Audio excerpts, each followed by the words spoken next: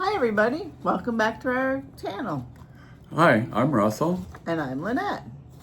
I'm on a quest to find out information about my Grandma Ella and the other children who were in the Brentwood Orphanage in 1920. I'm going to every now and then ask you questions. And if you have some answers, please either personally comment to me or put your comments in the comment section. As always, I start with something about my Grandma Ella. Here are two pictures. There's the first one of my Grandma Ella and one of her girlfriends. I don't know what year the picture was taken, and I don't know who her girlfriend is. I'm hoping that maybe one of you know who she is. In the second picture, they're standing next to each other in front of a house. Maybe someone will recognize the house.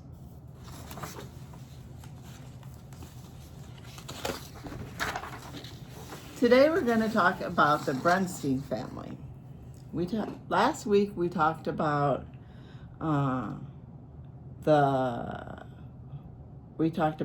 Henry, Martin, and William Brunstein, and today we're going to talk about.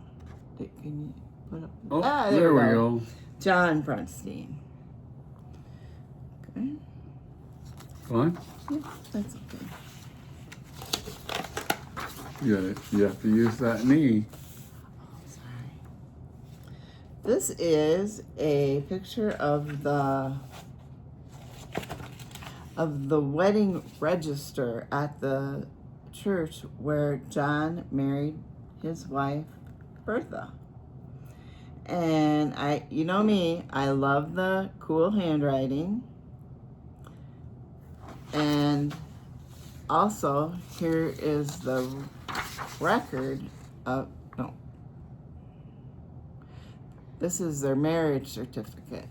And Russ and I thought it was way cool on this bottom thing that it says, to be returned to the clerk of district court within 15 days after marriage.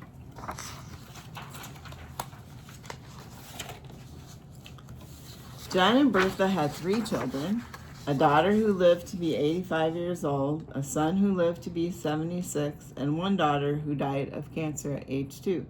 This is her birth certificate from 1931. And the next picture, unfortunately, is an enlarged picture of her death certificate when she died at age 2. That's very sad. Mm-hmm. Her cause of death is listed as intestinal obstruction caused by cancer of the abdomen, chest, and kidneys. And that's all I want to say about that. Now, in 1930, John was living in Waterloo, Castle Hill, here is the Waterloo City Directory. And the next picture is the city directory blown up or enlarged. And it lists John, it's highlighted there, lists John Brunstein as being a driver for the fuel oil service, and that he lived in Castle Hill. I looked up the advertisement of the company he worked for in 1934, and here is an ad for the company he worked for. I like the cartoon of the guy saying, "Now you can step on it, mister." I thought the guy looks like he's holding a Kool-Aid picture, but Russ says... It's an oil can. Oil used to come in bulk, and they'd pump it out of the barrel and put it into this oil can and put it into your car. It didn't come in a plastic bottle.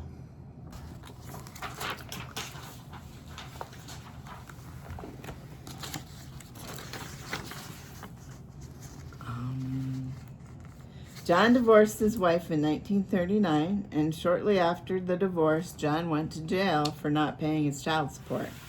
He was, by my calculations, 5 months late in paying the child support. Imagine today if mothers and fathers who were ordered to pay child support would be put in jail if they were 5 months in arrears. or jails would be full. John, however, was not in jail for very long when the sheriff released him. After he said he had an opportunity to work and promised to pay $10 a week for his two children, ages 11 and 12. In 1942, we find John living in Rockwell, Iowa, in Cerro Gordo County, just outside of Mason City. This is where John was born and probably had friends and maybe some relatives living in that area. This is an article in the Mason City Globe-Gazette reported that John had forfeited a $10 bond posted when he was arrested at the Riverside Barn Dance shortly after midnight for charges of intoxication. Does anyone remember the Riverside Barn Dance Hall in Mason City? So the name Riverside Barn Hall sounded real familiar to me. Didn't know why, so I did some digging. The Riverside Ballroom was Mason City's best-known dance venue through the 1930s and 1940s. It hosted weekend dances, traveling bands, and community events. Then I wondered if the fictional town River City in the movie The Music Man, if that would have influenced Meredith Willson to name that town River City from the Riverside Ballroom.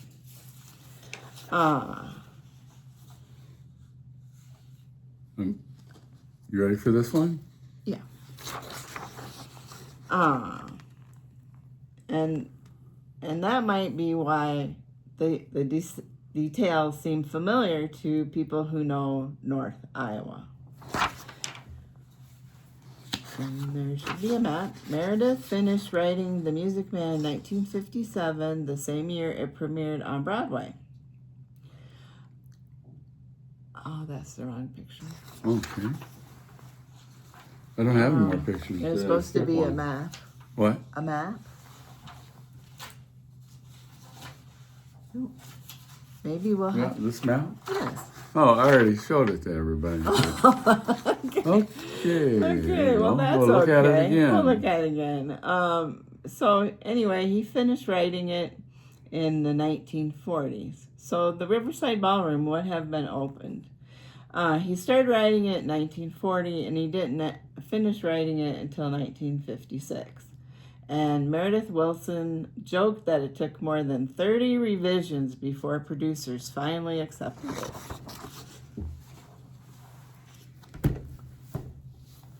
You should have this picture. Back to John. In the 1950s, we find in the 1950 census, we find that John is 48 years old and living in Cerro Gordo County and working as a hired man for a family of a man, his wife, and their 4 children.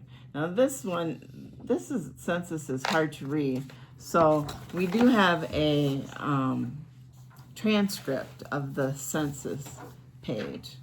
And the census pages always contain interesting information. So it lists his name, his age, he was divorced, he was the hired man, where they live, that he was working, and the name of the family. I don't know exactly where you want this. That's fine. Okay. There. John died in 1977 at the age of 75 in Mason City in Cerro Gordo County. He was buried in Rockwell, the town where he was born, in 1901. So that's it for now. We look forward Yep. to seeing you in our next video when we will discuss the final Brunstein brother, Emil Brunstein. And we'll talk a little bit more about my grandma. And maybe I'll take you down a rabbit hole. Rabbit hole? Russell knows what rabbit holes are. That's a bad bunny.